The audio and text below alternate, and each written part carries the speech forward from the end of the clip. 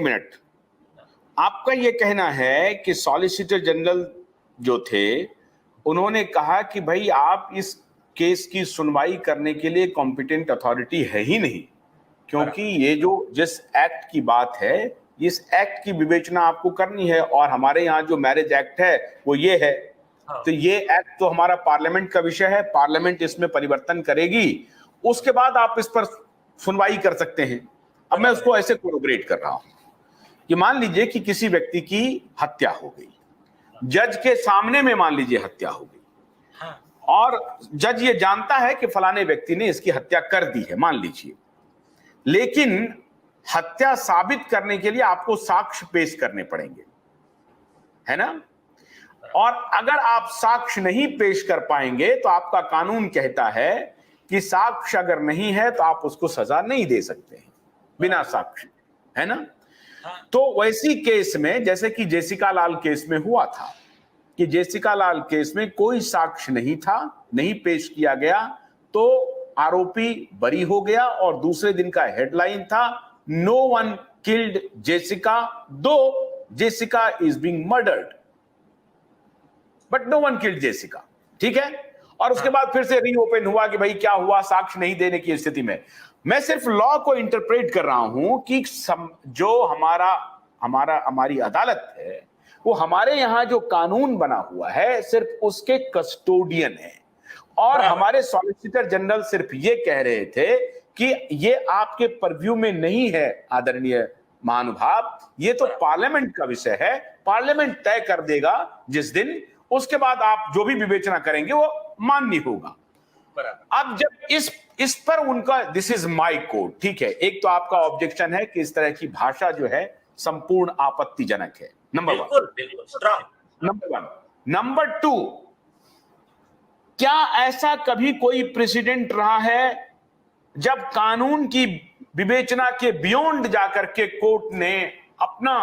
Intervention किया हो, और कोर्ट ने कहा हो और फिर बाद में पार्लियामेंट को बोला हो कि भाई आपको ये एक्ट बनाना चाहिए, या दिशा निर्देश दे दिया हो, या सुप्रीम कोर्ट ने कानून के बियॉन्ड अपना निर्णय दे दिया, अब जो मर्जी है सरकार करे? सुनिए, तो उसकी वैलिडिटी क्या होगी? मैं वही बता रहा हूं, आप वो कंप्लेंट का पेज नंबर 7 लीजिए, पैरा 5.5, पेज नंबर 7, खुद सुप्रीम कोर्ट के 50 जजमेंट है, और खास करके जस्टिस चंद्रचूड़ के कई जजमेंट है। आप ये देखिए, ये वाला प्यारा क्या कहता है, that apart this court can not issue any direction to the legislature to make any particular kind of enactment under our constitutional scheme. Parliament and legislature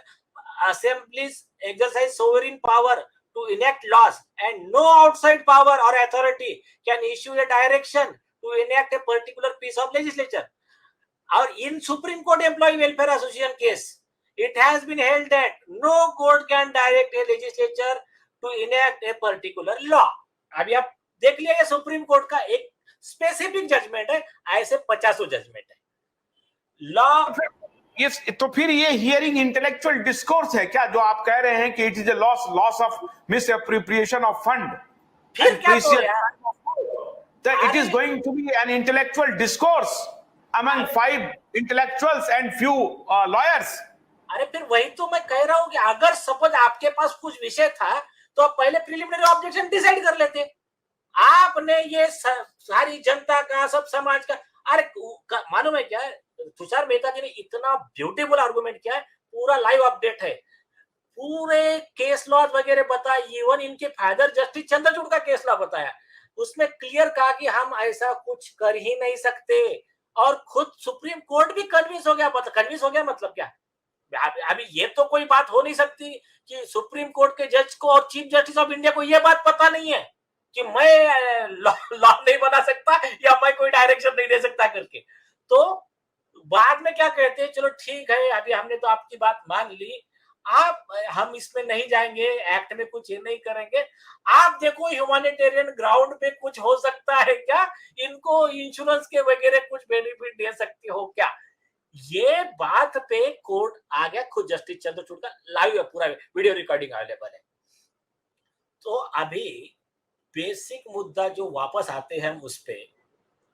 मुझे इतना बताइए, कल चल के सुप्रीम कोर्ट ने कहा